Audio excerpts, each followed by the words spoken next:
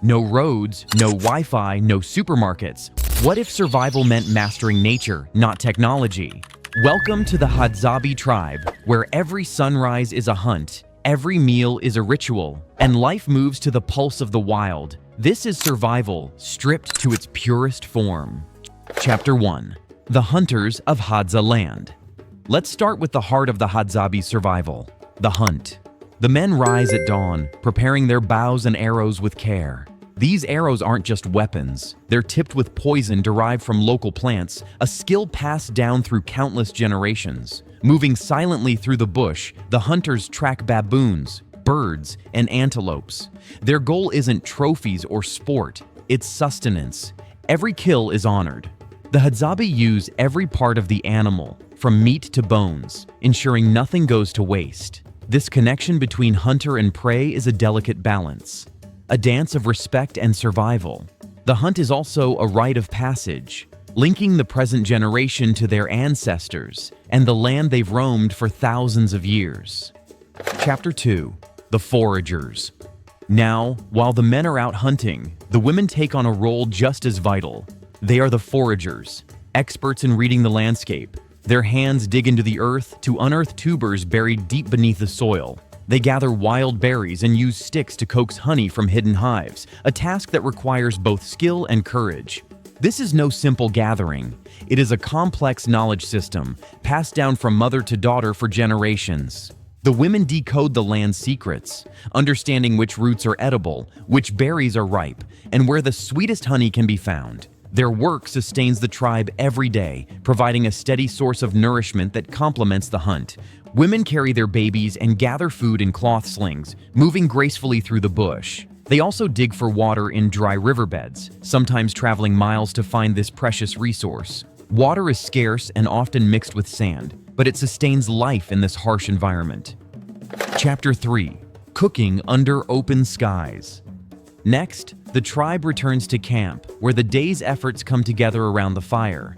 Cooking is a communal ritual. Women roast meat over open flames and grind wild grains, guided by instinct and tradition rather than recipes. Food is shared freely, reinforcing the bonds within the tribe. The firelight illuminates faces marked by resilience and joy, as stories and laughter fill the air. This simple act of preparing and sharing food is a powerful expression of unity and gratitude. The Hadzabe carry their cooking pots with them on hunts, ready to prepare meals wherever they find themselves. They cook soups from the meat of larger animals, like kudu or baboon, using water from nearby springs.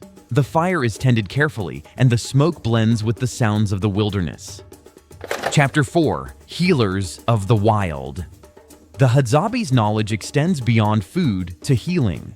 Elders serve as healers, skilled in the use of herbs, roots, and bark to treat wounds, reduce fevers, and ease pain. This ancestral science is a natural pharmacy embedded in the environment. They know which plants draw out infections and which soothe discomfort. This knowledge is sacred, passed carefully from elders to youth. Without modern hospitals or pharmacies, these remedies are vital to the tribe's health and survival.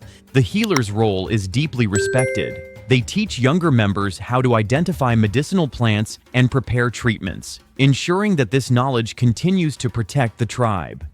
Chapter 5. Language Without Borders. Hadzabe speaks one of the world's oldest languages, a language alive with clicks, pops, and rhythmic tones that flow like music. This isn't just a way to exchange words. It's a vessel carrying stories, humor, and wisdom passed down through countless generations. Without any written script, every conversation is a living thread connecting the past to the present. These clicks and tones are far more than sounds. They are expressions of identity, culture, and resilience. Each word carries the weight of history, the laughter of children, and the lessons of elders. The language itself is a celebration of life, a reminder that communication is not confined to letters on a page, but is breath, sound, and connection, constantly evolving with every spoken word. Chapter 6. A Day in the Life. Now let's step into a typical day among the Hadzabe. Their lives are guided by the sun, not by clocks or calendars. Children roam freely across the savannah, learning from the land itself rather than from books. They watch, listen, and absorb the rhythms of nature, slowly growing into their roles within the tribe. Women move gracefully through their daily tasks, weaving baskets, preparing food, and caring for the young. Meanwhile, elders gather beneath the sprawling baobab trees, sharing stories etched deep into memory. These stories are not just entertainment, they are the tribe's living history, lessons wrapped in narrative. Laughter echoes through the air, mingling with the calls of birds and the rustle of leaves. Life flows here, in harmony with the environment, simple, unfiltered, and deeply connected. It's freedom that many of us rarely experience, a raw and honest existence that honors every moment. Chapter 7. Challenges of a Changing World. But now, Hadzabe faces challenges that threaten this ancient way of life. Climate change is altering the landscape, making water and food scarcer. Land encroachment from farming and development is shrinking their territory. Tourism, while sometimes a source of income, also brings disruption and cultural tension. Their freedom is under threat as the wilderness they depend on disappears. Yet, the tribe adapts. They hold tightly to what matters most: their traditions, their unity, and their sacred bond with nature. This struggle is a powerful reminder that even the oldest cultures must navigate a rapidly changing world. Hadzabe's resilience shines through adversity. They continue to teach their children the old ways, to speak their language, and to live in harmony with the land. Chapter 8. A Legacy Worth Protecting. As night falls, the tribe gathers around the fire. Their voices rise in song, melodies older than memory, weaving stories of survival, community, and connection. The firelight flickers on faces that have witnessed centuries of change yet remain rooted in tradition. This culture is more than a lifestyle, it is a legacy.